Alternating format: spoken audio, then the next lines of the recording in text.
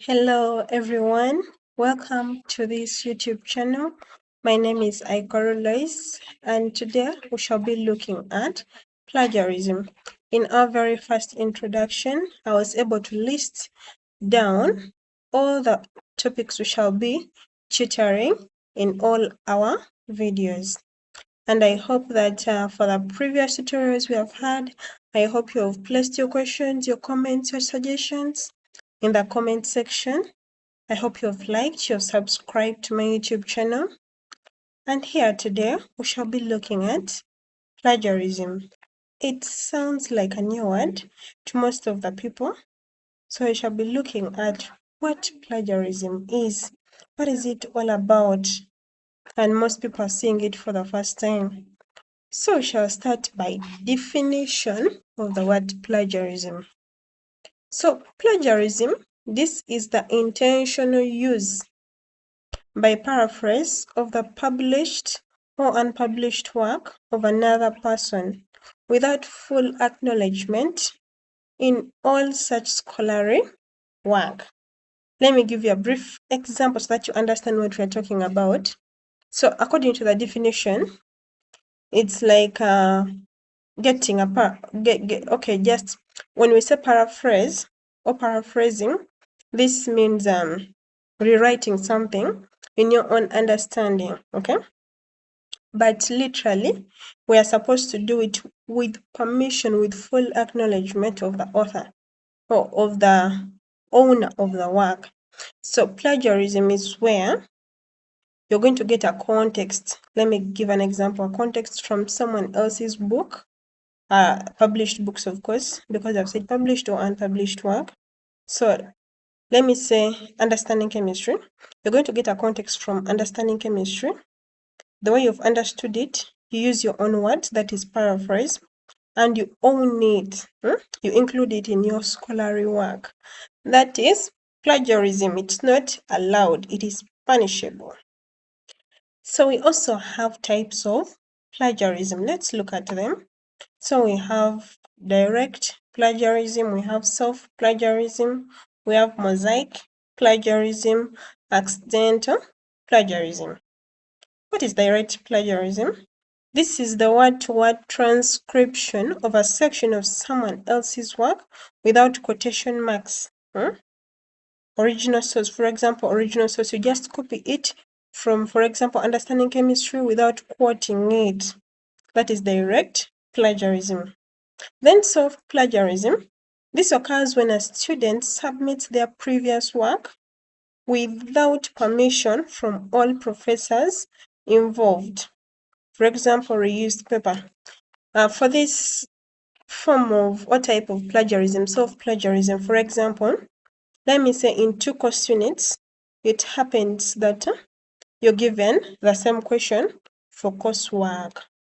And so after finishing the first coursework, it's submitted and maybe marked or not marked, I don't know, but it's done. So instead of you redoing the work for your second coursework, you decide to use the answers for your first coursework. Since they have the same question, you just submit it for your second coursework without the permission from the professors involved. You get that? So that's what we call self-plagiarism. Then there is mosaic plagiarism. This occurs when a student borrows phrases from a source without using quotation marks. You borrow phrases. For example, let me see people who are writing articles in literature. You borrow a phrase without from the source.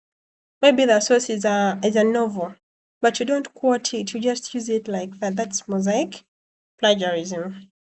Then accidental plagiarism. This occurs when a student neglects to cite their sources. You pick a quote or you pick a phrase from a novel, from understanding chemistry, from any other source.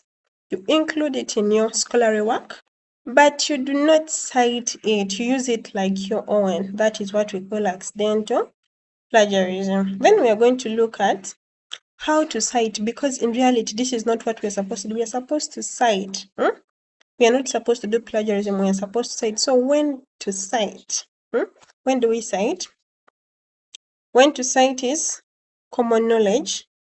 We cite common knowledge, paraphrasing and quoting, internet sources, and writing computer codes. In these circumstances, we are supposed to cite when writing common knowledge, paraphrasing, when you're quoting, when you're using internet sources, writing computer codes, make sure you cite. Then how do you cite?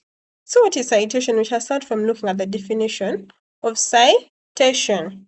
So citation requires providing information.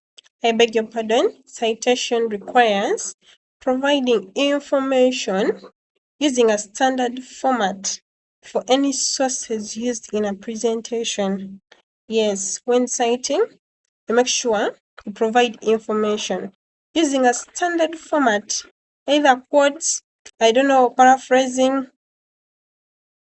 for any sources used in a presentation. Maybe you've used a novel, you've used newspaper, you've used internet. I don't know whatever source you're going to use, but make sure that information is cited. Make sure that information is put in a standard format. Okay. Then what do we cite? What exactly do we cite? What to cite is books, as I was telling you, like Understanding Chemistry, we cite from magazines, journals, movies, plays, TV, web pages, music, newspapers, personal conversations and correspondence, presentations, speeches, illustrations, like from the scientific part of it, of course, diagrams, charts, pictures, collaboration with classmates. Okay, so those are the things that we cite. So we're going to also look at avoiding plagiarism. How do we avoid plagiarism? One is procrastination. That is one way of avoiding plagiarism. Then also incomplete understanding of original material. Another one is citation errors. We should avoid these things. That's what I'm meaning. Avoid those things. Avoid citation errors. Avoid incomplete understanding of original material. Avoid procrastination. Avoid poor note taking. In this way, we shall be able to fight against plagiarism.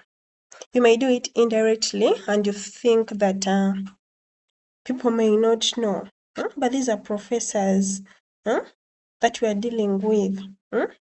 So they're able to tell because they have read so many books, so many articles, they have read a lot. You get the point?